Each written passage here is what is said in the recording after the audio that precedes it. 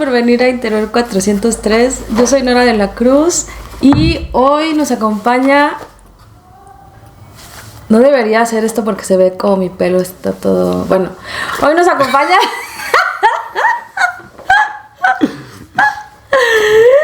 Hoy nos acompaña Ranas. Hola, Ranas. Hola. Este es un... Bueno, tenía tiempo que no grababa videos en general. Pero además tenía tiempo que no grabábamos ningún video donde pareciera Ranas. Y me pareció que esta era una buena oportunidad. Porque, ya pasó casi medio año de que recibí este libro. Voy muy atrasada, sí, o sea, tengo atrasados libros desde diciembre, o sea, que me estuvieron mandando, el de Daniel Escoto, el Sensacional, etcétera, etcétera, etcétera. O sea, vamos a ir desahogando esas reseñas poco a poco, pero la verdad es que últimamente el trabajo ha estado muy loquito y cuando tengo tiempo libre, pues la verdad priorizo el descanso o la novela. Por eso es que casi no ha habido contenido en estas semanas. Pero bueno, aquí la cuestión es que me dio mucho gusto recibir esta novedad de Gris Tormenta, Momo en los infiernos, porque este es el libro más reciente de Guillermo Espinosa Estrada. Guillermo Espinosa Estrada, creo que ya lo he dicho en más de una ocasión, pero es muy importante para este canal en el sentido de que es, digamos que o sea, yo cuando empecé a leer sus reseñas me di cuenta de que ese era el tipo de crítico que a mí me interesaba leer y es el tipo de crítica que a mí me gustaba hacer, porque me parece que es un comentarista riguroso, o sea, es un gran lector, es un comentarista riguroso, pero además lo que me gusta de él es su sentido del humor y su interés por el humor. Bueno, la razón por la cual estamos haciendo esta reseña conjunta es, como les decía, que a los dos nos interesa el trabajo de Guillermo. Y entonces cuando llegó este libro, pues yo lo tenía ahí y lo leí, de hecho, en vacaciones de Semana Santa. Y creo que tú lo leíste por esas mismas fechas, ¿no? Yo te gané. ¿Mucho antes? ¿Cuándo lo leíste tú? A principio de año, yo creo. Sí. Y sí, creo que me presionó un poco de ¿ya leíste el libro de Willy? ¿Ya leíste el libro de Willy? Además me dijo que me iba a invitar y nada más por no invitarme no quería leerlo. No, no es así. Así no fueron las cosas. Pero bueno, también otro problema fue que yo hice un plan de lectura muy ambicioso para este año y ya estaba como muy ajustado. Entonces me ha costado trabajo meter estas lecturas que no estaban en el plan en mi día. Bueno, en fin, voy a dejar de hacer excusas. Vamos al punto. ¿Qué es Momo en los infiernos? Adelante. Momo en los infiernos es una obra de teatro. ¿Sí? Bueno, sí. Uh-huh. Pero... es de esas obras de teatro que serían muy difíciles de poner en escena. Sí, es decir, creo que este texto tiene cierta hibridez en el sentido de que es una obra de teatro, pues sí, porque hay un personaje central y una especie de coro formado por 3 personajes femeninos y es una obra de teatro en el sentido de que pues tiene parlamento, o sea, la estructura es de obra de teatro. Sí, no está escrito con el... ¿Cómo se dice? ¿Párrafo corrido? Ajá, exacto. Sí, en no está prosa, está escrito con diálogos. Sin embargo, también creo que es claro que es o sea, que también tiene un perfil en cierto sentido ensayístico. Mucho. Pareciera que es un ensayo escrito en forma de obra de teatro, o también podemos decir es una obra de teatro con un propósito, pues, no sé, argumentativo, diríamos, no sé, pero al final de cuentas lo que está sucediendo ahí es que, o la razón por la que yo diría esto, es porque en la obra de teatro no, lo que importa no es tanto un suceso o una serie de sucesos, en el sentido de la acción dramática como la entendemos como tal, sino que hay un personaje con sus cavilaciones, de cierta forma, y el coro, digamos que lo que hace es, o sea, digamos, el personaje funciona como para exponer una cierta manera de ver las cosas, y el coro, o sea, este coro formado por 3 personajes femeninos, pues sirve para exponer de cierta forma una contraparte de eso que él está intentando decir o representar. Y bueno, o sea, lo que es importante aquí es que el personaje central es un dictaminador, un dictaminador editorial, y el coro está formado por 3 personajes femeninos que tienen distintas relaciones con la literatura y con la industria editorial, ya sea porque son académicas o son aspirantes a escritora. Bueno, creo que la que es académica es aspirante a escritora, ¿no? Las 3 son... Pero, las 3 son como aspirantes a escritoras, pero tienen distintas vías de llegada, por así decirlo. Sí, de acceso, sí. Una es como académica. A ver, tengo mis notas preparadas, se los juro.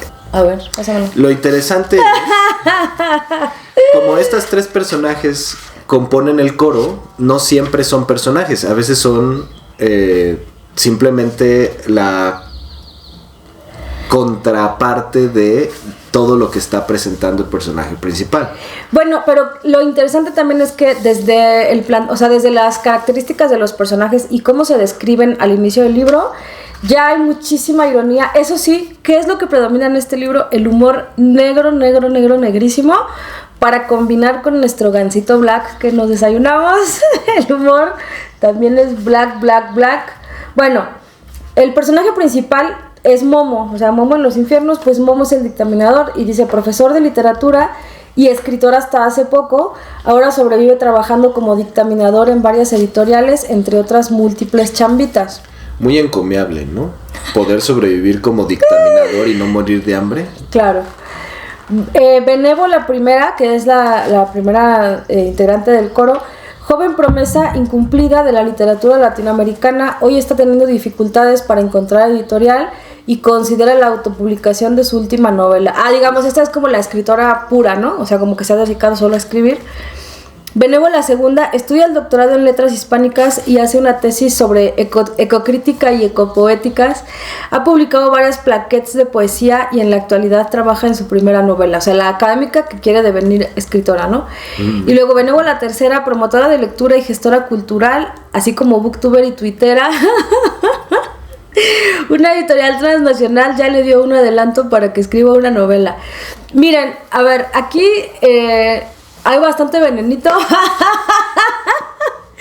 Aunque tal vez sí pueda ser que si no están en el chismecito, a lo mejor no, o sea, no les sabe tan rico. Pero lo cierto es que últimamente la discusión se ha vuelto tan pública que realmente ya poca gente es la que no está en el chismecito. ¿Qué pasa, mi amor? No, pues yo no estoy en el chismecito, cuéntamelo. Bueno, porque sí está planteando perfiles que tú podrías decir, que podrías, claro. Varios nombres, ¿no?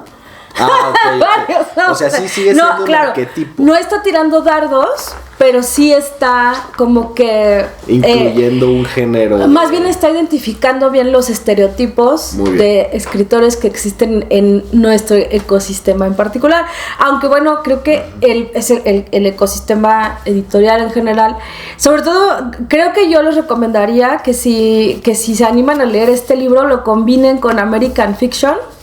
Porque siento que es el mismo tipo de... O sea, es la misma temática que tiene que ver con la industria editorial y la ética que está de por medio, del concepto de literatura que está de por medio, y cómo el consumo y la supervivencia y la realidad de que escribir es un trabajo y que necesita remuneración y que las personas necesitamos dinero para vivir, pues también lo pone en jaque algunas de nuestras ideas, ¿no? A veces bueno, en el caso de American Fiction, pues pone en jaque la ética de este cuate y su concepto de la literatura, y tiene que ceder ante pues las demandas del mercado un poco, ¿no? Y aquí en esta categorización de personajes, pues también lo que está en juego es que puede haber distintas ideas de la literatura y que eso siempre se dice, la literatura es subjetiva. Sin embargo, Lo que no podemos negar es que esas ideas que casi siempre como que todo el mundo quiere mantener tan puras, en realidad están muy tocadas o a veces están muy subordinadas a otras dinámicas que no son necesariamente literarias o estéticas o artísticas o lo que sea, ¿no?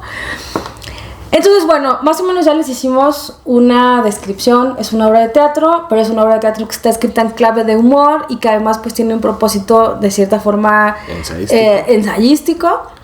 Es un libro muy corto, eso sí se va como agua, se lo leen rapidísimo. Y lo que sí también me encantó es que la edición está, o sea, el libro está muy precioso, o sea, el muy papel... Cuidadito. Todo en el diseño editorial me parece que está cuidadito. A mí me gustó, francamente, todo es perfecto. Es el tipo de libro que a mí me gusta en todo, en tamaño, en todo, absolutamente todo. Hasta los colores son bonitos. Los colores son bonitos, sí. Entonces, bueno, esto es en general lo que ustedes pueden esperar de este libro. Pero no dijiste todavía del argumento. ¿De qué se trata la obra? Sí. Bueno, en realidad no hay como un de qué se trata, o sea, no hay un arco dramático en sentido estricto. Simple y sencillamente lo que estamos viendo es a un dictaminador. ¿O a qué te refieres? ¿Tienes algo? Sí, sigue. En general, el centro de la obra está un poco en explicar qué es un dictaminador, porque es una de las figuras tal vez menos visibles del proceso editorial. Y al hablar de esto del dictaminador, o sea, lo que vemos en realidad en toda la obra es al dictaminador un poco en su ejercicio, o sea, en su práctica cotidiana, y las benévolas un poco también hacen estos chistes de que recuerdan algunos, o sea, también se introducen dictámenes de obras reales, me parece, o sea, de que ha habido, ya saben esto que siempre se dice, ¿no? De obras que alguien rechazó porque no tuvo visión, ¿no? Etcétera. En buena medida de lo que se trata es de por qué está frustrado el dictaminador, ¿no? Sí. O sea, ¿de dónde viene su frustración? ¿De dónde está ya desencantado con su trabajo, con el medio, con todo? Y que en gran medida, o sea, digamos, lo que está en discusión es que, o sea, se habla del origen de la figura del dictaminador con sus pros y sus contras, o sea, sí, claro, o sea, como que se pone en juego que inició siendo parte, digamos, de la censura, por así decirlo, pero que también hay una función muy importante que es, pues, determinar qué es lo que se va a publicar. Qué es lo que se va a publicar, y para eso tiene que tener razones que ameriten esa publicación. Que en algún punto suelta un dato que yo casi me asfixio, porque él decía que se necesitan 100 litros de agua, o sea, se gastan 100 litros de agua para la producción de un ejemplar de un libro. Entonces, cuando te ponen esto en juego, pues tú sí dices, deberíamos pensar un poco mejor ¿qué es lo que se publica? Pues justamente porque estamos viviendo ya en una crisis ecológica, bueno, en una crisis a todos los niveles, pero pensando completamente incluida la ecológica, en la que tal vez tendríamos que empezar a tomar decisiones un poco más sensatas en todos los aspectos. Pero creo que a lo que te refieres es a que esta figura del dictaminador sirve un poco para preguntarse justamente esto de cómo se están tomando las decisiones, de qué es lo que se publica.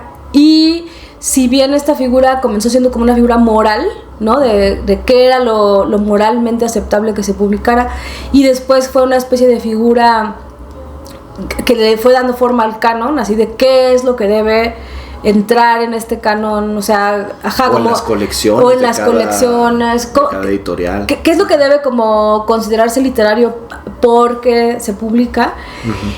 Pero ahora lo que él dice es que en estos procesos ya hay un grado de corrupción pues tan importante que esta figura del dictaminador pues ya hace parte solamente de una simulación. Y que eso es lo que tiene a este personaje en particular, a Momo, pues tan frustrado, ¿no? Porque nosotros, como decimos, lo vemos en su ejercicio diario y con todo lo que esto le implica de leer, ya el desencanto, el cansancio, etcétera, y de pronto tiene un rollo medio sísifo de que, bueno, pues sí, claro, yo intento hacer mi trabajo lo mejor posible, dar argumentos, etcétera, pero al final es súper arbitrario, o sea, el resultado es completamente arbitrario porque... A mí me pareció que en el libro el personaje cambia cuando su trabajo también cambia y por lo tanto también sus resultados cambian, ¿no? Creo que no estoy seguro porque tiene mucho tiempo que ya lo terminé. No como ella. Bueno, yo ya tiene más de un mes que lo leí. Tiene bastante tiempo que lo terminamos, pero recuerdo como que hay por lo menos 3 momentos diferentes donde se hacen dictámenes y creo que la manera en la que se hacen en esos 3 momentos o las resoluciones que se dan para esos dictámenes muestran diferentes barreras que puede tener un libro y que tal vez representaban como diferentes momentos de este mismo personaje. Tal vez ya me lo estoy imaginando todo, es muy posible. Hay una posibilidad, porque yo no lo recuerdo. Recuerdo como que el primer dictamen era muy serio y pues lo que uno se imagina que tiene que ser un dictamen. Pero el segundo ya era medio más... ¿Puedo decir palabras? Altisonantes, bueno. Mamón. Ajá. Estaba medio más mamón. Y arbitrario. Ajá. Y finalmente ya el último que recuerdo es así como de pues sí, no, casi que no importa, ¿no? O sea, ya muy desencantado. Tal vez lo estoy recordando mal y en desorden, es posible también, pero es la impresión que me dejó. Sí, bueno, siento que este libro, aunque es muy breve, siento que es de esos libros que resiste muchas relecturas y que en cada una vas a encontrar detalles diferentes, pero más que un dato o algo o una información, vas a encontrar puntos de partida diferentes para tu propia investigación o para tu propia reflexión. O sea, sí siento que es uno de estos libros que es como deberían ser los libros, es decir, como altamente codificado, en el sentido de que tiene muchas capas, muchas pistas, muchas sugerencias de cosas y que además el debate que propone pues está abierto, o sea, no es como uno de estos libros que parecen casi moralizantes, ¿no? De que esto es lo correcto, esto es lo incorrecto, ya nos podemos ir todos a dormir. Pues no, o sea, tampoco intenta como que canonizar la figura del dictaminador, valga el juego de palabras, pero no intenta tampoco decir, ay, los dictaminadores somos las víctimas de esta cuestión. No, o sea, también explica que desde el origen pues había algo ahí relacionado con el poder, por supuesto, ¿no? Con el poder y con sí, con un factor ideológico y de control ideológico que no se puede dejar de señalar tampoco, y que ahora pues esto ha quedado supeditado a lo mejor al consumo, a otras dinámicas, ¿no? Pero bueno, hablemos de los puntos que más nos gustaron o qué es lo que señalamos como lo más positivo de este libro, sus puntos fuertes. ¿Yo primero? Sí. Creo que el punto más fuerte para mí dentro del libro, aunque no el más importante, es su metacomentario. Está hablando acerca de cómo se producen los libros desde un libro.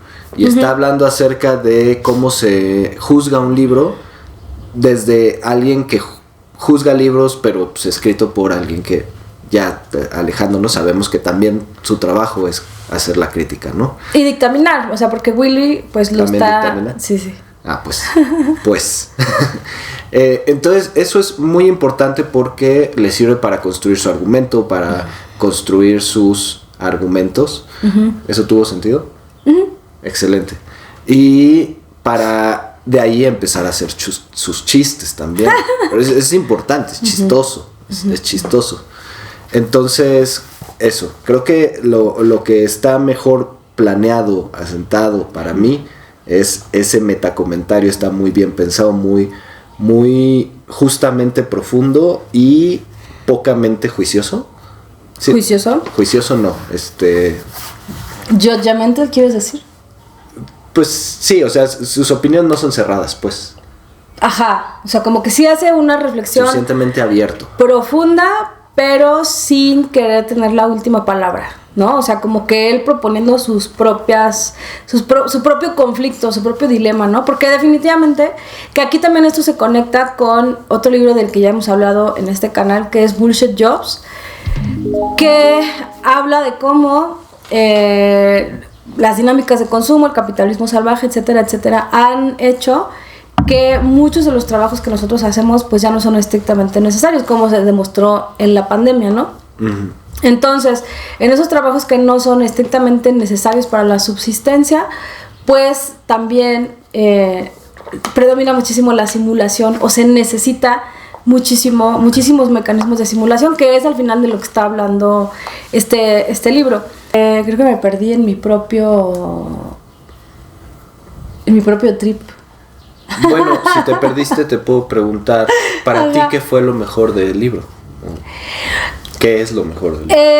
O sea, siento que toda la estructura del libro está muy bien pensada. O sea, esta especie de hibridez entre ensayo y obra de teatro, y la manera en la cual sí es una obra de teatro, pero te va proponiendo definiciones y las situaciones que van pasando. Todo siento que está muy bien estructurado para plantear estas discusiones, pero también para que se mantenga, o sea, para que no sea... Porque obviamente es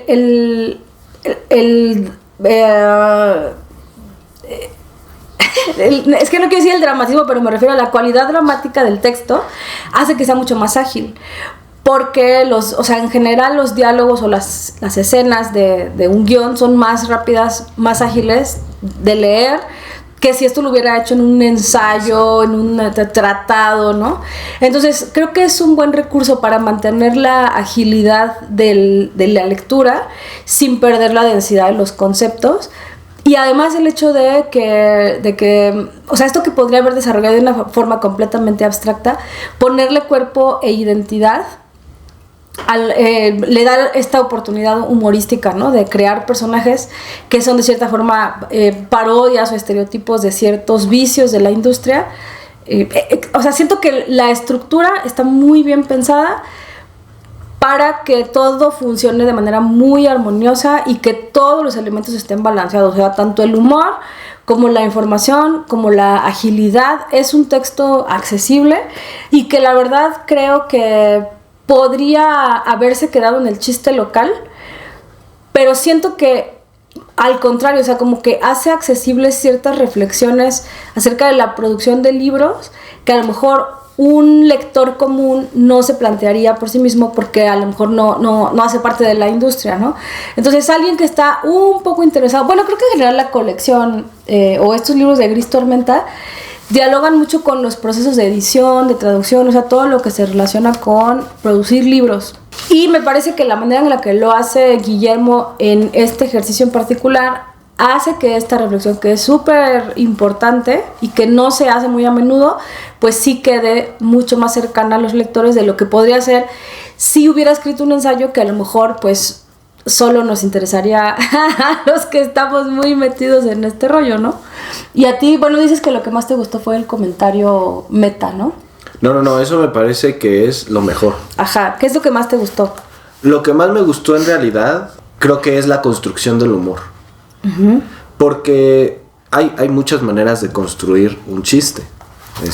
Desde lo más básico de lo básico hasta donde tienes así esos chistes de tío de cambiar el significado de una palabra, ¿no? La ambigüedad de un significado. Ajá. Hasta lo muy complejo donde ya tienes que hacerle un especial de Netflix de 3 horas para poner tu chiste al principio pero cerrarlo hasta Hannah Gatsby, ¿no? O sea, ajá, del chiste de tío hasta Hannah Gatsby hay muchas formas. Y creo que lo que hace muy bien este libro uh-huh. es que el chiste está construido desde el metacomentario, pero está pasando a través de los personajes, a través de las escenas, para al final hacer que todo tenga un sentido. O sea, el libro es un chiste completo. Uh-huh. No es una colección de chistes, sino las partes del libro también son chistosas. Pero sí tiene remates, ¿no? O sea, de vez en cuando sí tiene sus chistecitos. Sí es chistoso. Uh-huh. No solo es para que pienses, qué cagado.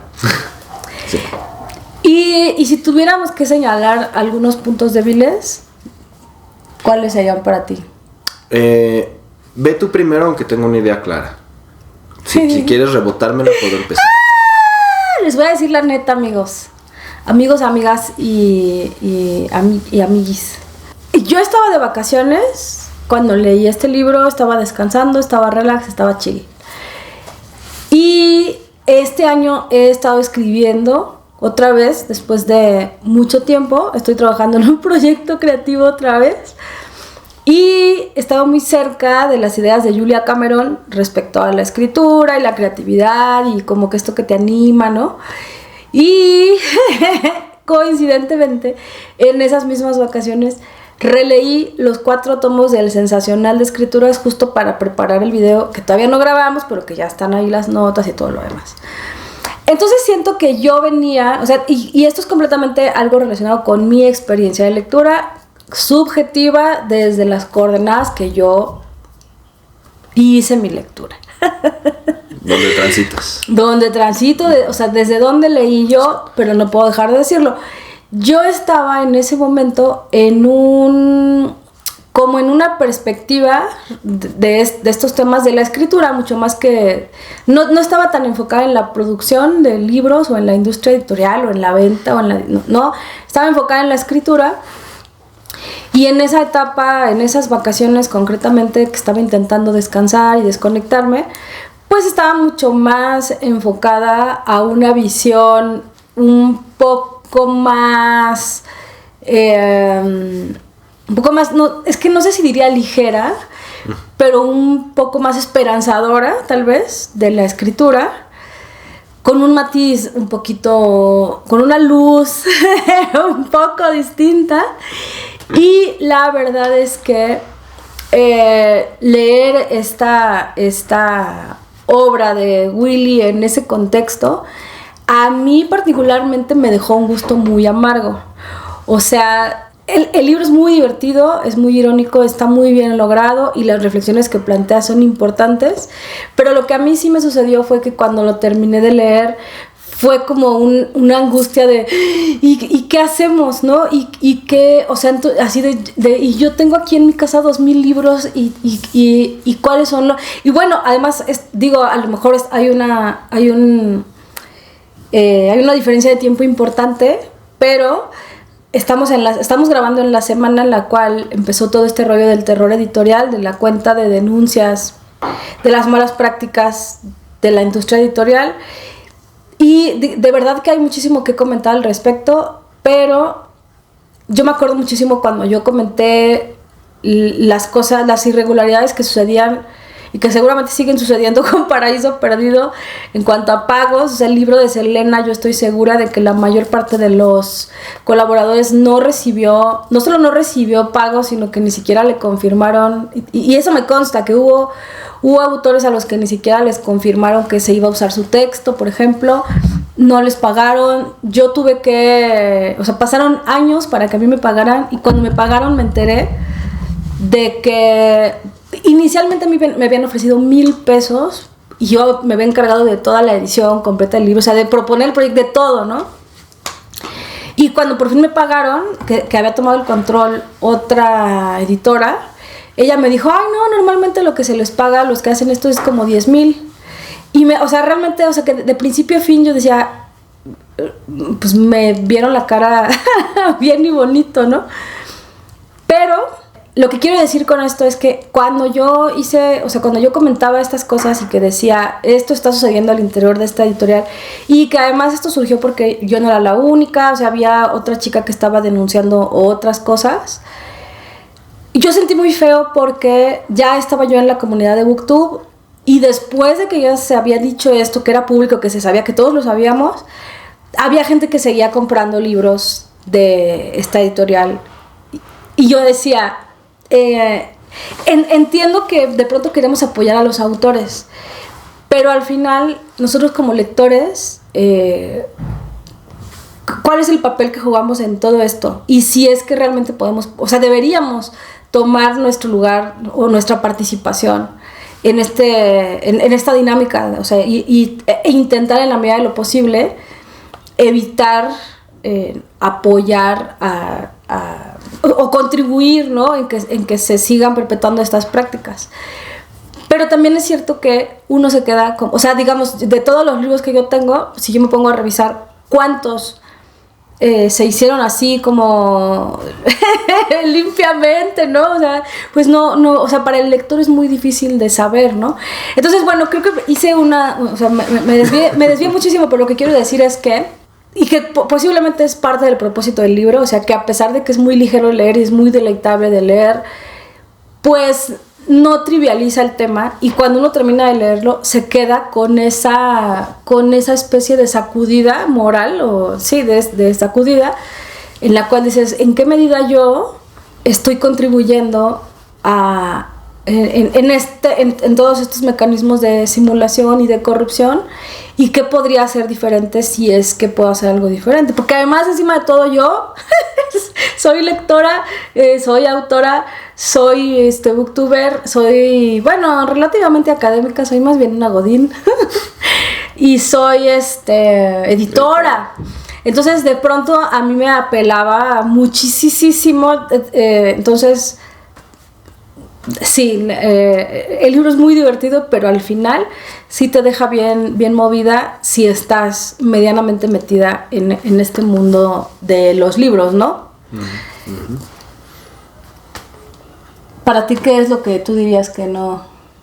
Bueno, para mí el punto débil del libro pues tiene que ver también con su punto fuerte, que es la construcción, o sea, la estructura meta y la construcción del humor. Todo eso está bien padre, pero al mismo tiempo es complejo. Creo que a fin de cuentas sí hace un muy buen trabajo de tomar un tema que es muy complejo y hacerlo más ameno, muy legible. Sin embargo, el tema sigue siendo complejo, la construcción sigue compleja, entonces a fin de cuentas no es un libro que podría recomendarle al mundo entero, porque sí requiere cierta madurez lectora, ¿no? Cierta madurez lectora, ya sea con el tipo de lectura o con el tipo de tema. Uh-huh.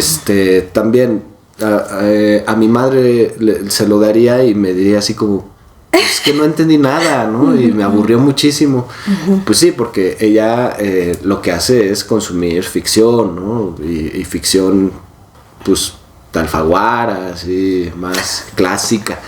Entonces, sí, no, para nada sería un libro que le podría recomendar a todos. Entonces, por lo tanto, es una experiencia que no puedo compartir con todos tampoco.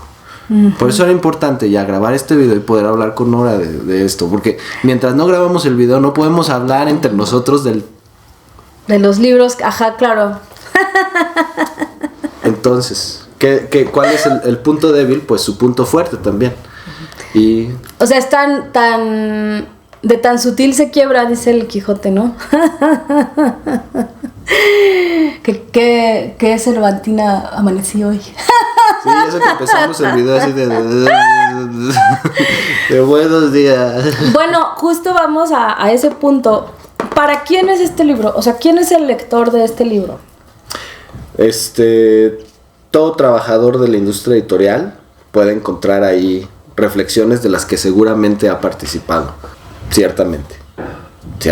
O sea, acerca de si lo que están haciendo todavía vale la pena, si habría maneras de hacerlo mejor, como éticamente, moralmente, si lo que están haciendo es pura mamonería o no. Uh-huh. Ese tipo de reflexiones, pues yo creo que la mayoría de la gente que ha trabajado en la industria editorial lo considera, ¿no? Uh-huh. Entonces, para ellos totalmente sí. Sí, aquí también digo que esto es un poco de nicho. Dice la descripción misma, dice, la colección editor revela las historias que suceden antes de que un libro sea abierto por un lector, memorias y ensayos literarios sobre los oficios y procesos largos e inesperados que ocurren en el backstage del mundo editorial contemporáneo. Muy interesante, muy interesante, pero creo que es interesante en mayor medida para quienes estamos en esta industria. Entonces eso lo hace un libro un poco de nicho. Yo diría que es un libro disfrutable en general para quien creo que normalmente nos quejamos de que no hay mucho... o sea, como que todo es novela, ¿no? Todo es el imperio de la narrativa, y creo que vale la pena darle la oportunidad a otros géneros. En este caso, pues aquí como que una especie de híbrido que tiene características teatrales, pero a la vez es un ensayo. Creo que es divertido y que vale la pena, aunque sí va a ser un libro desafiante, porque pues no nos habla de un tema como que tan común o tan inmediato o con el que todo el mundo se pueda identificar plenamente. Pues no, pero lo que sí creo es que todo el mundo que está o que ha estado de alguna manera implicado en la industria editorial, a lo mejor sí le puede interesar y podría valerla, o sea, se lo recomendaría, como dices, a toda la gente, y no solamente dictaminadores, sino toda la gente que ha participado, porque se ponen en juego otras cosas. En algún punto habla del tabulador, ¿no? Sí, o sea, de la precarización en general del trabajo, la corrupción del medio, que ya está empezando, que difícilmente se va a destapar porque es un medio muy pequeño y todos vivimos aterrorizados. Pero, pues... Excelente recomendación para que le den de regalo a su escritor, a su estudiante de letras. Sí, cuando se gradúe, sí. Cuando se gradúe ese sobrino al que le dijeron no estudies letras, te vas a morir de hambre. Bueno, pues si quieren llevar su chiste hasta el final, pues le pueden regalar este libro. Si ya pasó esa era de su vida de por qué no analizamos Harry Potter en la carrera, ya está listo para esto. Y bueno, un como detalle adicional, yo sé que este no es un video del señorómetro, pero vale la pena señalar cuando esto sucede, y este es un libro libre de señoritud. O sea, realmente es un santo varón, macho varón masculino, que consiguió escribir un libro de principio a fin sin hacer ningún comentario machista, racista, homofóbico, gordofóbico, clasista, elitista, ni ninguna de sus derivadas. Entonces... sin sellos. No va a tener exceso de señoritud. Tal vez un exceso de sal.